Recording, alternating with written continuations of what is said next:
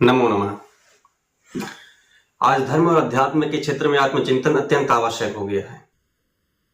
शास्त्र कहते हैं आचार्यात् पादम आदत्ते पादम शिष्य स्वमेधया, अर्थात शिष्य गुरु से केवल उपदेश नहीं आचरण से ही वास्तविक ज्ञान ग्रहण करता है।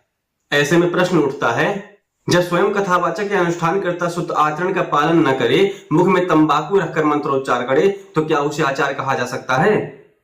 और शास्त्र स्पष्ट कहते हैं आचार्य आचरणात् भवति, जो स्वयं आचरण में शुद्ध हो वही आचार्य कहलाने योग्य है। केवल वेद पाठ या मंत्र बोलने लेना किसी को ज्ञानी नहीं बनाता।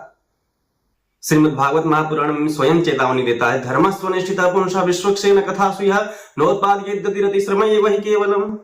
अर्थात यदि धर्म और कथा श्रद्धा और भक्ति न उत्पन्न करे तो वह केवल श्रम और दिखावा है।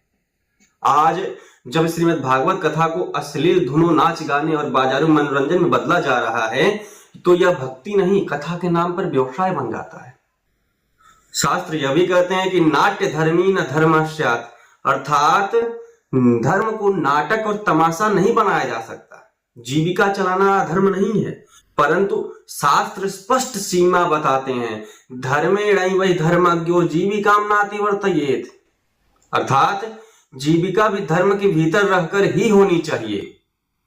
एक और कठोर सत्य, आज अनेक यजमान कुछ पैसे बचाने के लिए सस्ते पंडित खोजते हैं, जबकि शास्त्र कहते हैं कि न ही ज्ञानम लभ्यते मूल्येन, ज्ञान मूल्य से नहीं तप अध्ययन और साधना से प्राप्त होता है।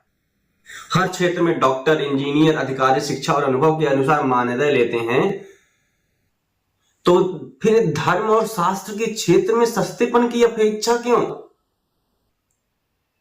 भागवत का मूल पाठ कोई साधारण पाठ है नहीं। शास्त्र कहते हैं अशुद्धोच्चारण दोषेण मंत्रहीनो यथा क्रिया, अर्थात अशुद्ध उच्चारण से मंत्र निष्फल हो जाता है। यदि अध्ययन नहीं, उच्चारण शुद्ध नहीं और भाव में श्रद्धा नहीं, तो मूल पाठ केवल शब्दों का ढेर रह जाता है। और यदि उद्देश्य केवल नाच गाना ही है, तो शास्त्र स्पष्ट कहते हैं धर्म न प्रदर्शनाय, धर्म प्रदर्शन के लिए नहीं आत्मशुद्धि के लिए है। नमो नमः।